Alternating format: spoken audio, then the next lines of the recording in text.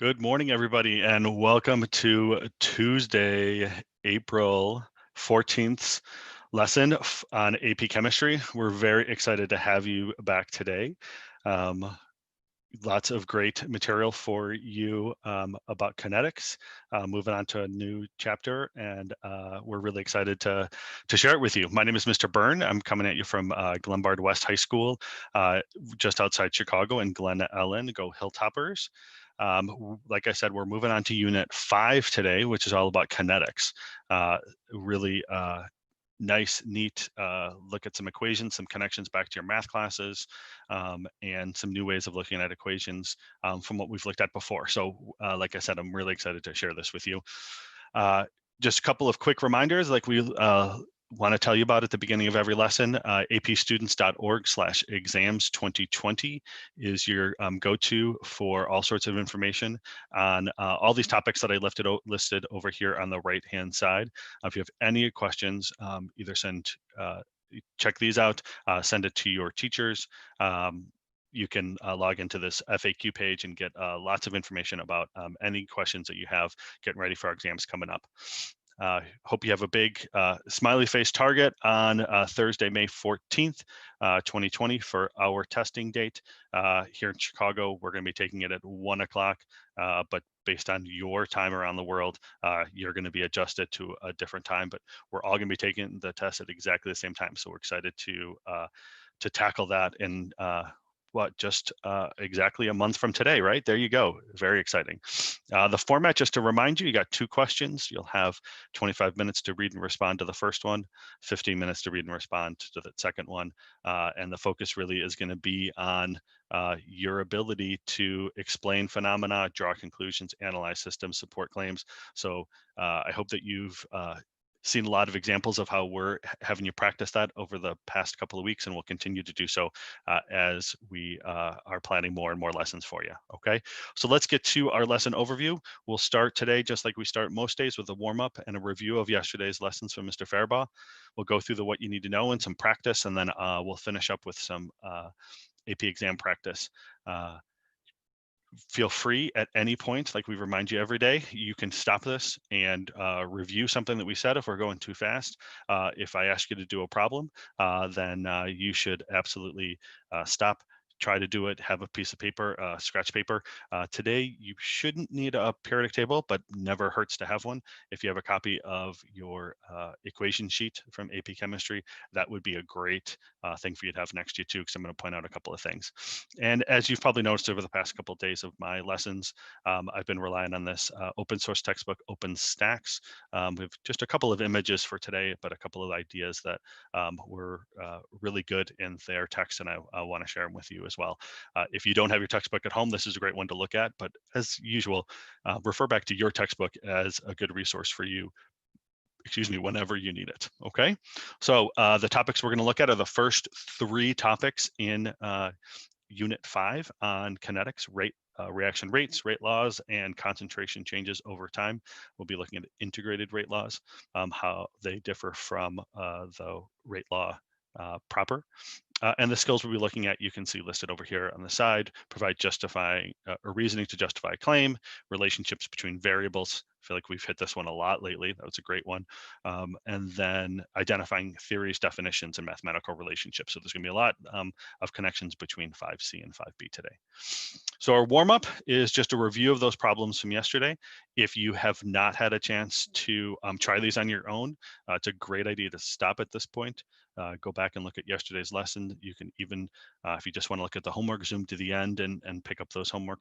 I will project just the problem, so this would be a great opportunity maybe for you just to stop and take a look, try to answer the question on your own before you move on. So all of the questions, I think we have 4 of them today, have to do with a buffer solution. There's a great lesson yesterday from Mr. Fairbaugh on buffers. And this particular buffer contains hydrofluoric acid and sodium fluoride. So you remember that the best buffers are going to have a weak acid in them and a salt that contains the conjugate base of that weak acid. The Ka is given to us here of HF. The pKa, which would just be the negative log of this number, is equal to 3.17. So they gave us that number for us. And then the diagram is shown here as a particular representation of a buffer solution. Based on the information in the diagram, do you predict that the pH of the solution should be less than, equal to, or greater than 3.17, and justify your answer? So one of the key things that I heard from Mr. Faribault yesterday was this idea that we can analyze the concentrations of the acid and its conjugate. And that we know that if we have gotten to a position in if this may be a titration, this might be just analyzing a solution where the concentration of the acid is equal to the conjugate base, then the pH is equal to the pKa. So we're looking at a comparison between the two concentrations here. If we have more acid than conjugate base, we know that the pH is greater than the pKa. And if we have more conjugate base than acid, we know that the pH is greater than the pKa. I think maybe I said that the wrong way. We know, and go back here, if our acid is greater than our conjugate base, our pH is less than. And if our conjugate base is greater, then our pH is greater, okay? So what we would want to analyze over here is what is the ratio of hydrofluoric acid, excuse me, which is our weak acid, as related to our conjugate base. So we would count them up: 1, 2, 3, 4, 5, 6, 7, 8. We have 8 fluoride ions for only 4 HFs, 4 hydrofluoric acids. And so we can conclude that the fluoride ions are greater than the concentration of HF. And so therefore the pH of the solution should be greater than 3.17. Okay. Moving on to number 2, a buffer solution is made by mixing equal molar amounts of these things. And when a small amount of 12 molar nitric acid is added to the buffer, seem to remember a couple of problems like this from yesterday, the pH of the solution changes from 3.17 to 3.15. Write a balanced net ionic equation that accounts for the fact that the pH does not change significantly when the HNO3 is added to the buffer solution. And so our answer here talks about how we have a few fluoride ions that are floating around in solution, and the hydrogens are going to be eaten up by those fluorides to create HF. That this HF, because it is a weak acid, that means there's a strong bond between the hydrogen and the fluoride, and so they are the hydrogen fluoride or hydrofluoric acid is going to stick together more than it's going to be separated, and when they're given the opportunity, they're going to bond to one another. So there is our balanced net ionic equation. So we know we have our ions here. Okay, the sodium would be a spectator ion here. The nitrate would be another spectator ion here. So you may have started this by looking at the complete ionic equation and then broke it down to the net ionic, but those spectator ions, they're just watching what's happening. They're not really involved in the reaction per se. Third question, determine the volume in milliliters of 10.0 molar NaOH that should be added to 1,000 milliliters of 1.0 molar HF to create a buffer solution that has a pH of 3.17. Justify with calculations. So the first thing we want to remember is that the desired pH is 3.17, so that's equal to the pKa of hydrofluoric acid. And so how do we get there? If we want the pH to be equal to the pKa, we need to prepare a solution in which our concentrations of HF and our concentrations of fluorides are equal to one another. So that goes back to a couple of things I said a couple of slides ago. We discussed that kind of pretty thoroughly yesterday. So half of the moles of HF must be converted to F minus. Okay, and then here's the equation. This is the neutralization equation that's going to tell us how we convert HFs into fluorides, right? So if our moles of HF, how did we get this? Let's look back up at our equation up here. We have 1 liter, 1,000 milliliters is 1 liter of 1 molar HF. So we have 1 mole of HF. So the moles of HF or NaOH that are needed would be half of that, right? So we want half of them to be used up. So HF is equal to 0.5 moles of NaOH. And how are we going to get that volume of 10 molar NaOH that's needed? We would take the moles times the inverse of our molarity to get to the liters. Okay, and then if this is our liters, we're going to convert that into milliliters because the question up here asked us to do it in milliliters. So 0.050 liters is equal to 50 milliliters, and that would be our final answer for this one. Lastly, we have a buffer that has the following concentrations. A solution prepared with 500 milliliters above with 500 milliliters of distilled water. Okay, so we're diluting that buffer to predict the pH of the final solution to be less than, equal to, or greater than. So we're seeing a pattern here of this common kind of question. So the dilution of the buffer with distilled water will decrease the concentration of each component, but the final concentrations will go to 0.5 and 0.5. Since they are still equal to one another, the addition of water decreases the concentration of both of them, right? We should maybe put the emphasis on this each. So because the concentrations, they have been diluted, the concentration was decreased, but they are still relative to one another, equal to each other. The pH of the final solution stays at 3.17. Okay. So there's our solutions to our homework from yesterday. We're going to move on from buffers into this conversation about kinetics and reaction rates, and how we could use a reaction rate and a rate law to describe what's happening in a chemical reaction. Okay. So if I were to give you just a very general equation like this, where I have some reactants, so two reactants react with one another in order to produce two X's and a P. Okay, this is very, very basic.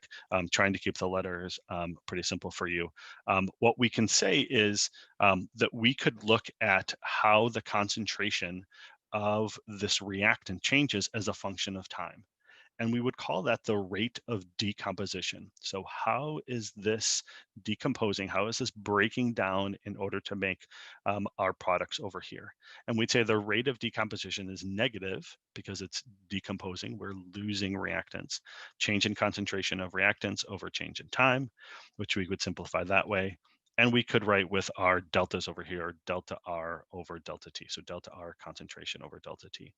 And what's very common is for us to get data tables that share this data with us, right? That tell us what's happening as a function of time. So if you were to do we'll look at an equation you might have done in your class this year before you were dismissed, where you probably didn't have 24 hours to connect or to collect data, but maybe you did this in minutes, or this is probably too quickly to do seconds, but maybe your time was in seconds. You're going to look at how the concentration changed over time. You're going to calculate the delta R. So what's the difference between these two? 0.5. What's the difference between these two?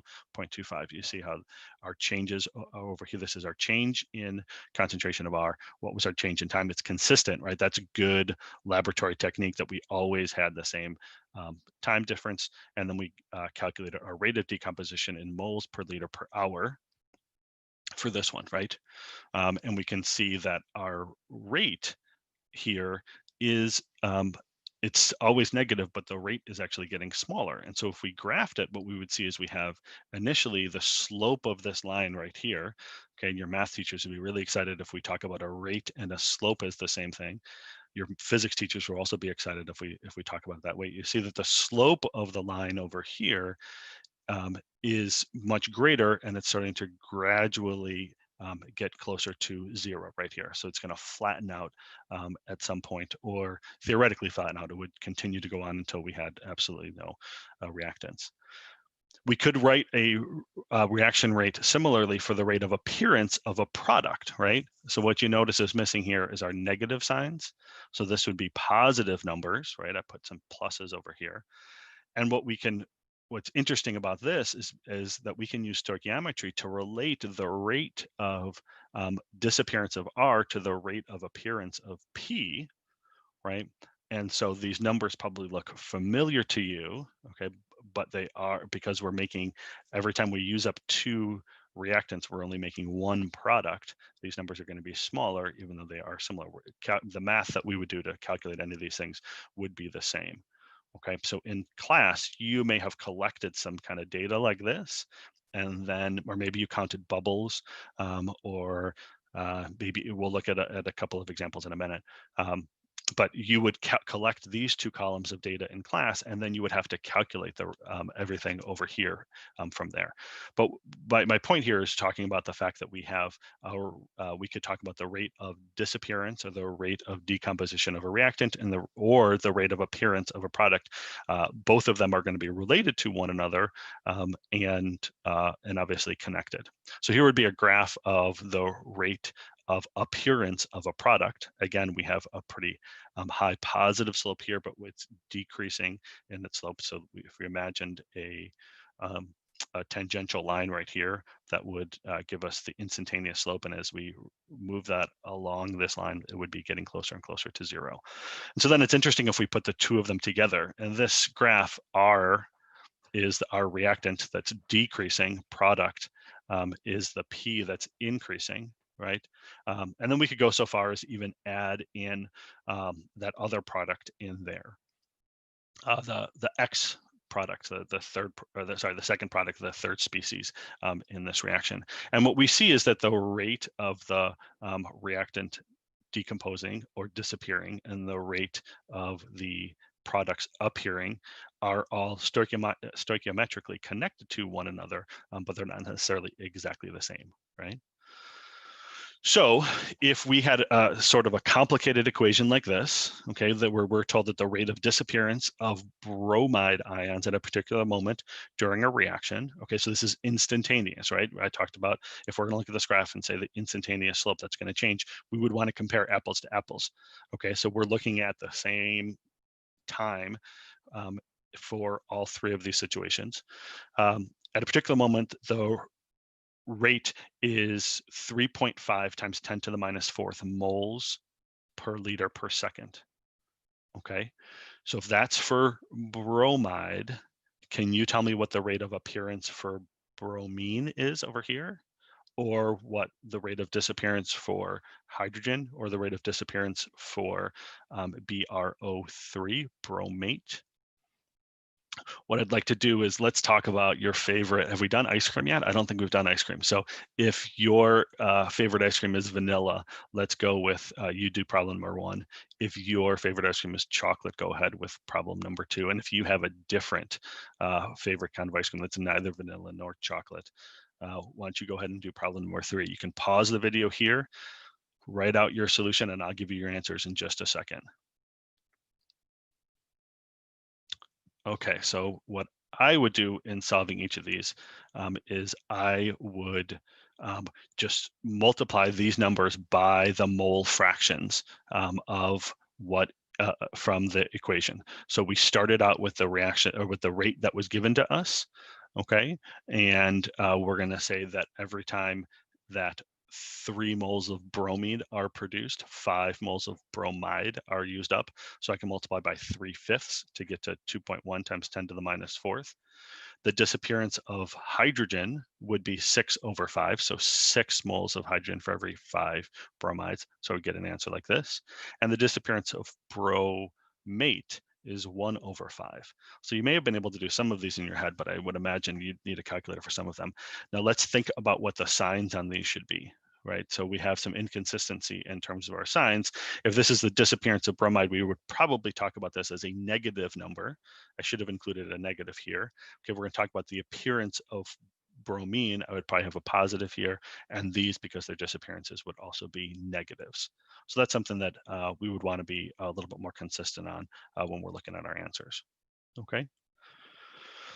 Now we know that, and this is probably another lab that you either have done or would have done in class with your students, or sorry, with your teacher, where you would talk about what are some of the factors that are going to affect the rate of a equation or of a reaction. if we're talking about this one, how could we, if this is the rate at a given moment in time, what could we do in order to speed it up or slow it down? And we know that there are generally considered 4 different factors that we're going to look at that would affect whether the speed of a reaction. Okay, and that would be the concentrations of the reactants, the temperature, the surface area, and catalysts. And without giving too much away for what we're going to talk about on Thursday, the bottom line is that it all comes down to collisions.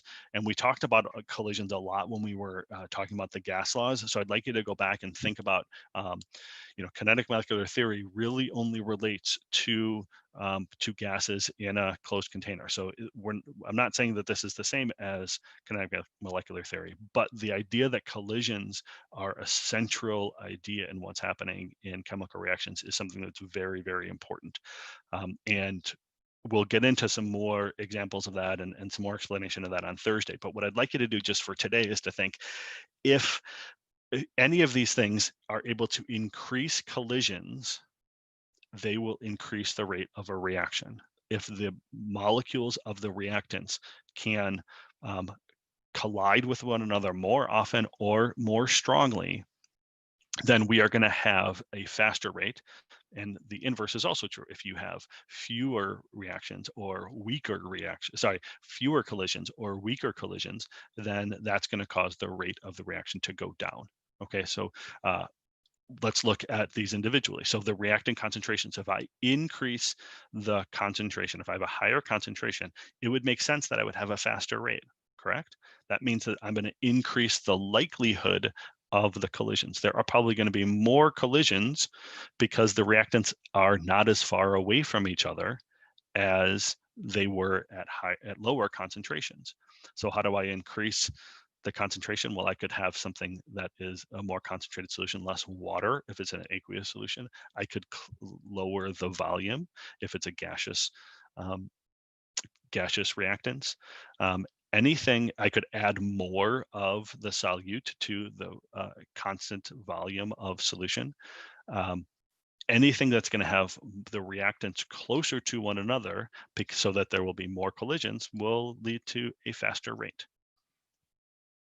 We know that temperature is unique, and I'm going to encourage you to go back and look at our conversation earlier. I think it was last week where we talked a lot about the Maxwell-Boltzmann diagrams about what happens to the average speed of molecules as the temperature changes. But we know that temperature is proportional to kinetic energy.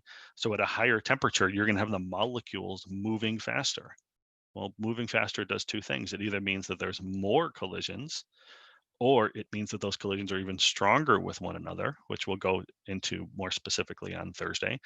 But either way, more collisions and stronger collisions is going to lead to faster rates. So an increase in temperature means an increase in the rate of the reaction. Surface area is sort of a unique one for rates, something that we talk about.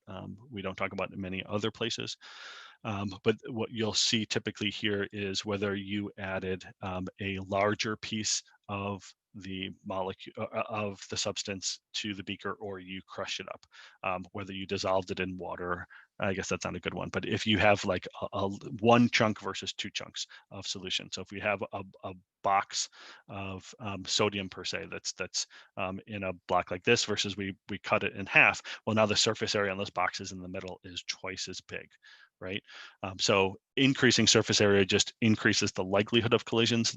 I'll show you a diagram in just a second of that, because the reactants can connect with one another if there is more surface area.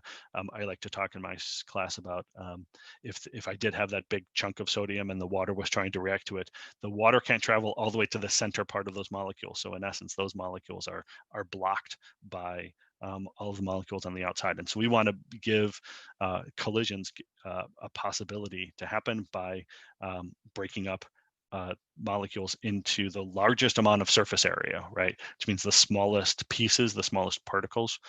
So greater surface area is going to lead to faster rates. And catalyst is kind of a unique situation. So I'm not going to say too much about that. I'm just going to encourage you to stay tuned for Thursday. It's important that we talk about catalysts in terms of their effect on a rate of a reaction. And these are the 4 big things that are going to affect the rates. But I don't want to get too much into the specifics of how a catalyst is going to react, except right now just to say it depends. And so let's put that off. Typically, catalysts are going to increase the rate of a reaction, but we'll look at all of the permutations of that on Thursday. Okay, so this would be a great slide here to take a screenshot of, either a mental screenshot or take some notes, just to remind yourselves of the 4 things that are the 4 factors that are going to affect the rate of a reaction and how they do so. In general, higher concentrations, higher temperatures, and greater surface area are going to lead to faster rates. All right. So let's look at a couple of different examples of comparing 2 different experiments to one another. So what I have here is calcium carbonate reacting with some acid to make calcium, water, and carbon dioxide. I want you to look at this reaction and think about the idea that the initial rates of formation of carbon dioxide gas from the chemical reaction are studied. So think back to some of the lab practices that we've looked at already this year, and think about, in these review lessons, and think about, how could I study the rate of formation of carbon dioxide gas? What would that look like in a lab? Just give you a second to ponder that. And I hope you came up with something that looks a little bit like this. Again, going back to our gas law conversation, where we were collecting a gas over water. Now, there's a couple different ways you could do that. This one, maybe because you have a piece of solid, it could look very much like that eudiometer example that I showed you when we were talking about the homework.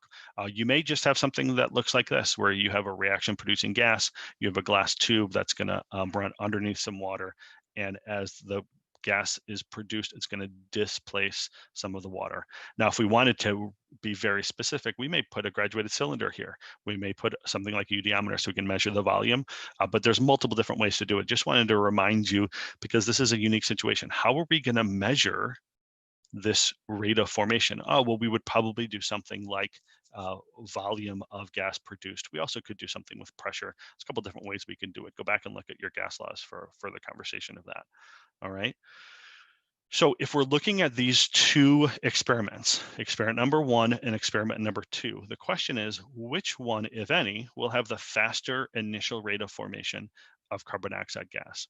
So which one might react faster, at least at the beginning? Would we see the bubbles of carbon dioxide gas being produced faster?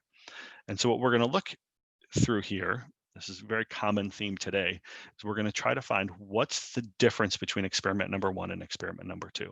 We have the same mass and they're in the same format of one of the reactants.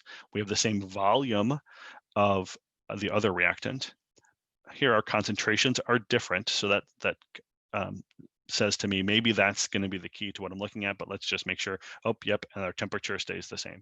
So what I'm seeing here is a larger initial concentration of acid at the same volume. Now, if the volume was different, this would obviously be a much more complicated problem. We're just doing this for review. So a larger concentration of the same volume means that my concentration went up. When I have a higher concentration of a reactant, what that means is that would give me a faster or a higher rate. And so the answer here is that experiment number 2 would have a faster initial rate, because there will be more collisions between the reactants when the concentration of acid is at a higher, when we have a higher concentration of the acid. Okay, here's experiment number 3 and experiment number 4. So we're going to do the same thing. Let's try to identify what is the thing that's different. You notice I changed our concentrations. They're back to being equal. Temperature is the same. Volume is the same. So now I have our mass of one reactant is a powder and one of them is pellets. This is a word that we use a lot in chemistry. Where we talk about pellets would be much larger pieces. They may look like little stones, little rocks, maybe like BBs. Oops, I went backwards. Sorry about that. So that word pellets just means that they are relatively small pieces, but much bigger than a powder would be. And so the faster rate of the reaction would be the powder. And here's a diagram that might show you why. If these are the reactants on the inside here, and this is one of the reactants, so this would be the calcium carbonate maybe, and we have the acid on the outside that's trying to connect with the reactant. What you see here is these molecules that are inside can't react with the other reactant because they're blocked, right? Whereas if we break it up into little pieces, so this is the same number of particles on this side than we have on this side, now we have room on the inside here for both reactants to mix, and so the rate of the reaction would be much faster here, okay? So the answer to this one is, which one would be faster? The one that is in powder form, not the one that's in pellet form. Experiment 5 and number 6, what are we going to see here? Let's scan through our 2 experiments. What's different? And here we should identify that our temperature is different here. And so a higher temperature should give us a faster initial rate. Why is that? Because our particles will be moving around faster, which means they will have more collisions. And we'd probably want to point out also that they would have stronger collisions, both more and stronger collisions. And again, like I said, we're going to talk about that a lot on Thursday. So just getting these ideas kind of down in the back of your head is getting comfortable with these is a good idea. Okay, I'm going to move on to talking about some more mathematical representations.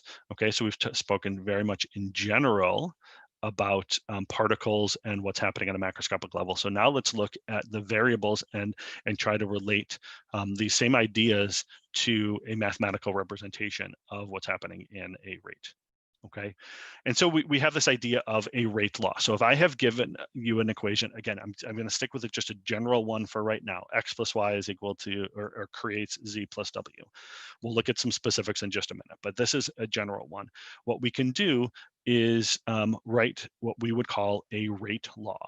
And rate law has kind of 3 important parts to it. This is a very general rate law for this reaction up here. First thing I would like you to notice is that it includes the reactants only. Okay, we can talk about the rate, we can talk about what's happening in any kind of equation, calculate like we did earlier today for reactant or product. We can talk about the disappearance of reactants or the appearance of products if we wanted to, but by definition, if we're going to look at a rate law, we're only going to look at the reactants. Okay, so we have concentration of both of the reactants here. Okay, we're going to put exponents on those reactants that we'll talk about what we call the order. So in this example, M is the order with respect to X, N is the order with respect to Y, and then we could actually add M plus N together to say what's the overall order of the reaction. And that's going to be important as we get to the end of today's lesson, where we look at a number of ideas.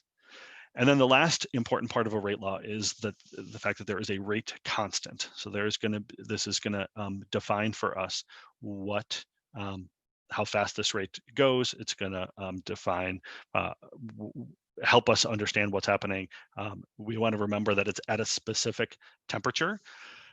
And we're going to spend some time today actually looking at units, where we are able to define the units on this K, and it would be specific based on what the order is. I know that sounds a little bit weird, and I'm going to walk you through a couple exercises on how we would derive the units here. But it's important to remember that unlike some of our other constants that we've looked at over the past couple of weeks, K in a rate law always has units, and it's really important that we get those units correct. So you're going to see questions where when we're defining the rate law, we need to know the value for K and what the units are on that K. So let's look at a specific example, okay? I'm sorry, no, I just want to double check with you if we could write, if we filled in M and N, I'm sorry, with some specific numbers, okay? If we looked at this first one, the order with respect to X is 1, the order with respect to Y is 1, so then the overall order is 2. We could have the rate with respect to X being a 2, the rate with respect to Y being a 1, and that gives us an overall order of 3. We switch the numbers to get an overall order of 3 as well.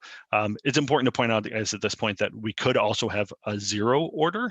So you would have a 0 in here, which means that reactant actually the concentration of that reactant is not important in the overall rate law or the overall rate of the equation. look at a couple of examples of that today, I think, or at least look at some of the math behind that. But we could include that in this chart if we wanted to. Okay. So giving you some specific information about ozone here. We know that ozone reacts with nitric acid. What I'd like to do is to consider, I'm going to give you a whole lot of data here, and we want to use that data to determine the rate law and the rate constant for the reaction at 25 degrees Celsius. So it's nice they tell it temperature's not changing, so we don't need to worry about the rate law changing or the rate constant changing. I'm sorry. Once we get to that rate constant, we will be good. The only way it would change is if it was at a different temperature. Okay, so when we're given a whole set of data here, this is a very typical data set for what you might see in a problem like this. Okay, and what we're looking for here, just like we did before, we have 4 trials along the left-hand side. And what we want to do is to identify places of difference between each of these trials. And even more so, we want to find places of difference and places of similarity. And we're going to compare those 2 different things. Okay, our goal here is to identify, first off, the exponents. What is the value of m? What is the value of n? Once we can identify them, then we're going to use our numbers. We're going to plug them in to solve for k, and then we'll plug in our units in order to solve for the units on k. So it's this sort of a 3, maybe even a 4-step process. If we say first we're going to solve for m, then we're going to solve for n. I'm actually going to do that in opposite. So I'm going to solve for n first, then m. The exponents you can do in either order, but we need to know our exponents before we can solve for k, and then we can get our units as well. Okay, so if we were to just analyze the first 2 trials, so I'm going to isolate the first 2 trials. And if this was me and I had this on a piece of paper in front of me, I might even take a second sheet of paper and just cover up trials number 3 and 4, just so they don't confuse me. Okay, because I want to be able to look at these trials and make some conclusions from them without getting distracted by the other ones. So we could make similar conclusions about any of the trials, but we're going to start with a simple example here. And what I notice between trial number 1 and trial number 2 is that the concentration of NO was not changed in those 2 experiments. Okay, so when the experimenter set up trial number 1 and set up trial number 2, they put the same concentration of NO into their reaction vessel. But the change that they did make was that they doubled the concentration of ozone. So 3.0 times 10 to the minus 6 is, we double it, we get to 6 times 10 to the minus 6. And so what we're going to ask ourselves is, what happened to the rate when we didn't change NO, we did change O3. And if you squint or you get your calculator out, you should be able to see that when the O3 doubled, so did the rate of the reaction. So this is, we're looking at the rate of production of NO2. Okay, and so what that tells us, and here's where another misconception, or we might make a little bit of a mistake, because the change is the same for both of these, this is defined as a first order, that the exponent here is 1. When this is doubled, this is also doubled. The same thing happened to both sets of data. And so because they're the same, we would put an exponent of 1 there. Now, I'll show you mathematically how we might prove that if the numbers are a little bit more difficult. But here, one confusion that somebody might make is, oh, I doubled this, and because it's a double, then I have to put a 2 up here. That's not the way we would analyze this. What I wanted to look at is, how did the rate change when I changed one of the reactant concentrations? And because this did the same thing as the reactant concentration, whether that was double, whether that was triple, quadruple, because these both say double, that tells us that our exponent up here is a 1. Okay, now let's look at trials number 3 and number 4.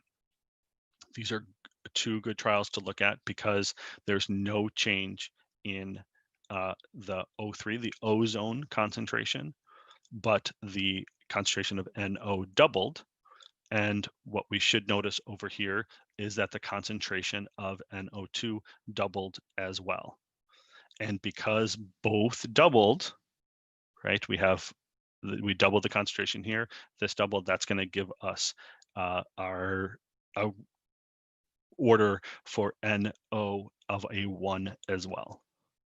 Okay, So don't make the mistake of seeing the word double or thinking that means that you're going to have to put a 2 up there.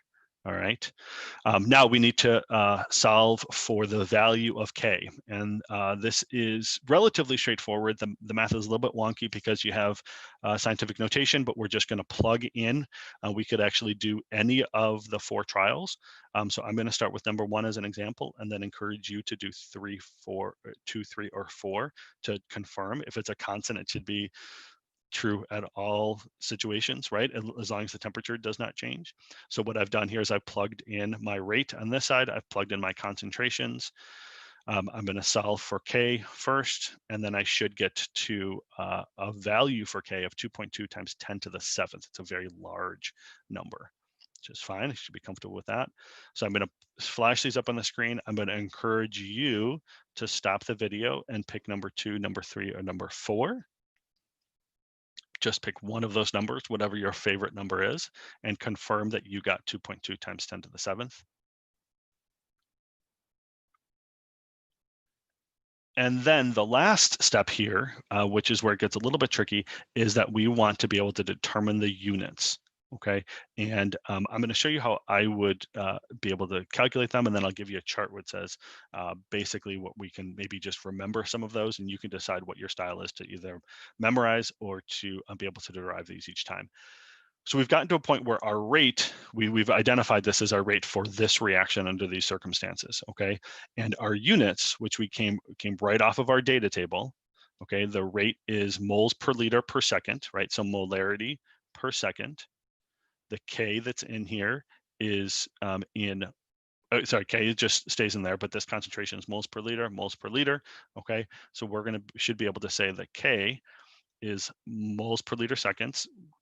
Just brought these down. I divided both sides and brought the moles per liter times moles per liter over to this side. And now I'm just going to cancel out. And so one of the moles cancels out with the other moles.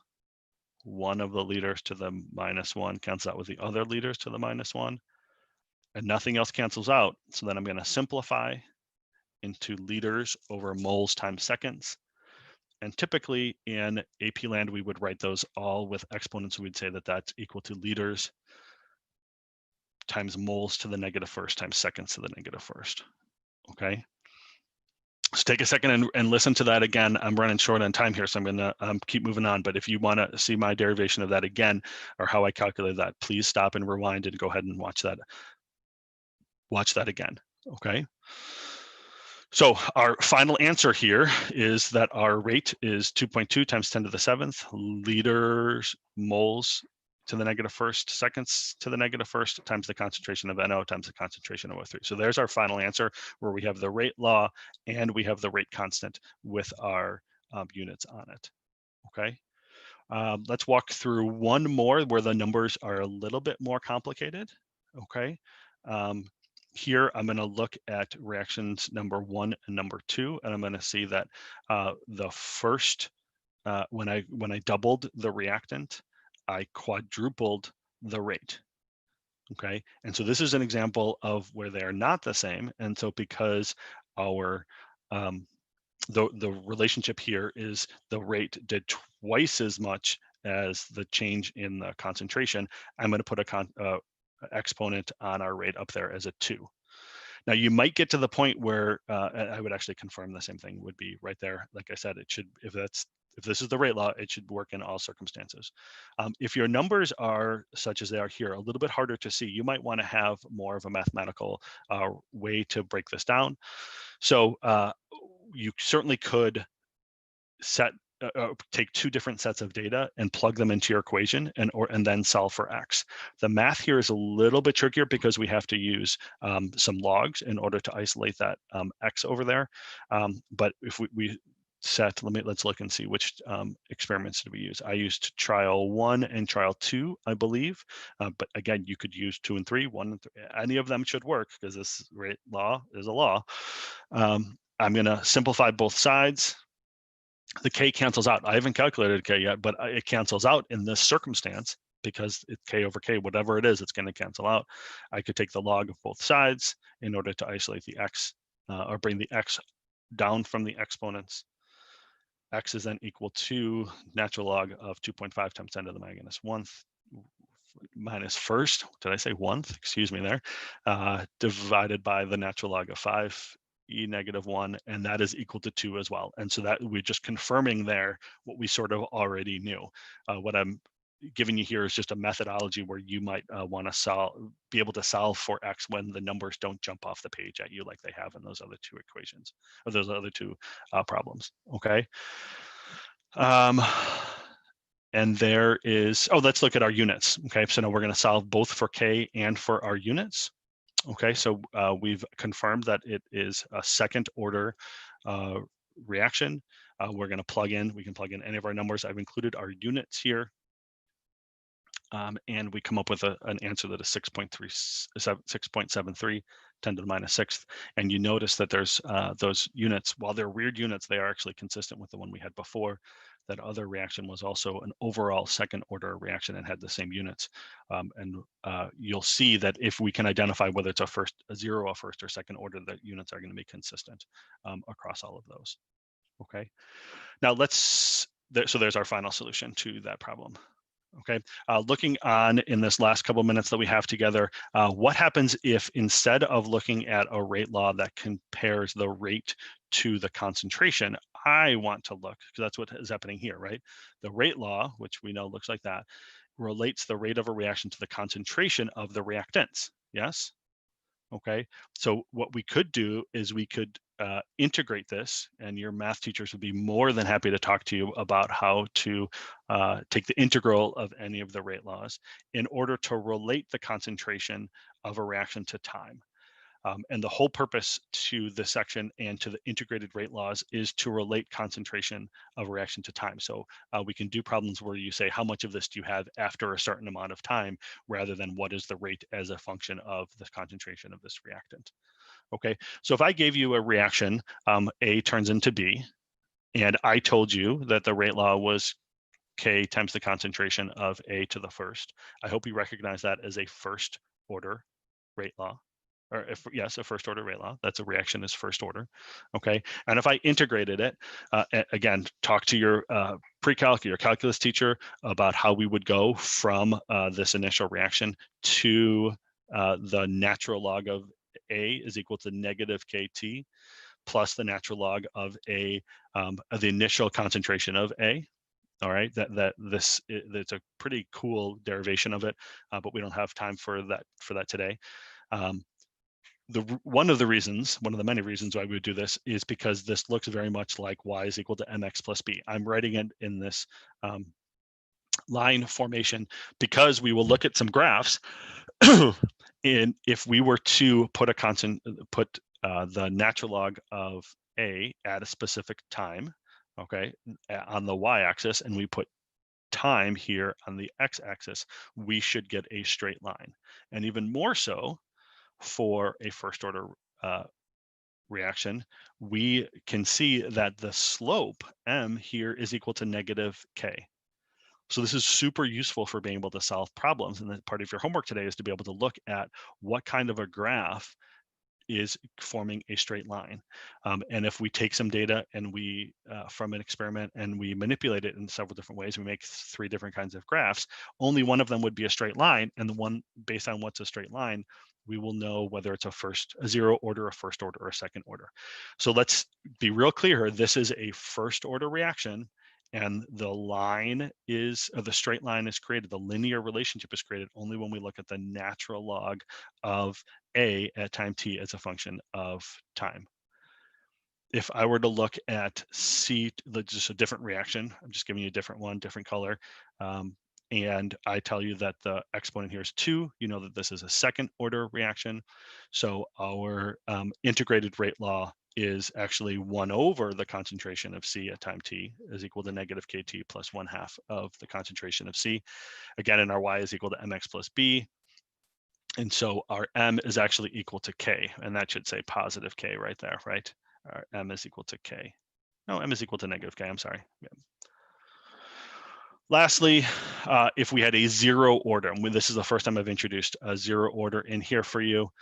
So zero order, we have our if this is a 0, we know that then the concentration of E is just 1. Anything to the 0 order is 1. So our rate is equal to K. This is our equation, and our M is equal to negative K. All right. On the equation, on the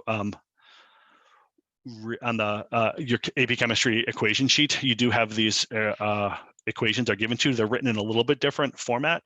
They are written in the order of 0, first, and second order. So you would always have those with you. Here, this confirms that that should have been a positive K. I apologize for that.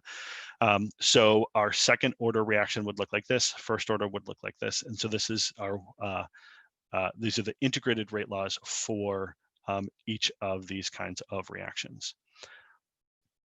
If we are looking for the half-life, and this is a very specific circumstance where we're going to say that the concentration at time t is actually 1/2 of the initial concentration, right? So we could actually plug this in here, and then we could solve this equation for t, where we look at half-life. It turns out that for a first-order reaction, which is most radioactive decay, is going to have a half-life that's equal to 0.693 divided by K. And this equation is given, this part of this equation over here is given to you on your equation page as well. Okay, I'm going to run through this real quick, just recognizing that it's already 9:50 and you've been paying attention real well for a long time. We want to look at the value of K for radioactive decay of A. It's told to us that it's a first order reaction, and half-life is 8.5 minutes. So we just rearrange our equation to get our K. And then we plug that into our integrated rate law for first order to get how much time it would take. So this is an example of why we have this. We're solving for time. How long will it take for the concentration to drop from what we started to this final concentration? Okay, so there's just one quick example of how we might use each of those equations. I'm going to give you a sort of a different debrief today. This slide is, this chart is something that is very common in multiple different textbooks. I'm sure that you've seen it in different places. This is just a summary of all of the rate law information for 0, first, and second order reactions. I'm not a big fan of just memorizing things, right? But having kind of a snapshot of this in your brain to be able to refer back to, you will have your integrated rate laws written in the other format on the AP Chemistry equation page, but this is this is a different way to look at it, and this gives you the y is equal to mx plus b format, which is going to help you to understand how what plot you need in order to get a linear fit for your data. Okay, and then here's a confirmation. Again, I'm sorry about the mix up on that slide over there, but the for a second order, K is equal to the slope, not the negative slope. All right, practice problems, and then you'll be on your way. Here's our first equation. What I'd like you to do is determine the rate law, the rate constant, and the orders with respect to each reactant, which you're going to need in order to get the rate law for this set of data right here. We're looking at laughing gas, so take a snapshot of that. And then your next one is right off of an AP test. So here's the data. I'm going to give you a second to take a snapshot of the data. And then there's multiple questions that are here. I really like this because it relates back to what we've talked about earlier with colorimetry. So here are basically 3 questions that we're looking at. Here's the data right next to question number 1. Here's the data next to question number 2. And here's the data next to question number 3. Okay, thank you so much for sticking with me. I know that was a hefty lesson today. Feel free to go back to apcentral.collegeboard.org anytime that you need, and look at our useful, helpful resources down at the bottom link or at this tiny URL, and send your friends to cb.org/tech if you need to. Anybody that needs help, we want to make sure that they're showing us their extra work. Thanks so much for watching today, and have a great day. See ya.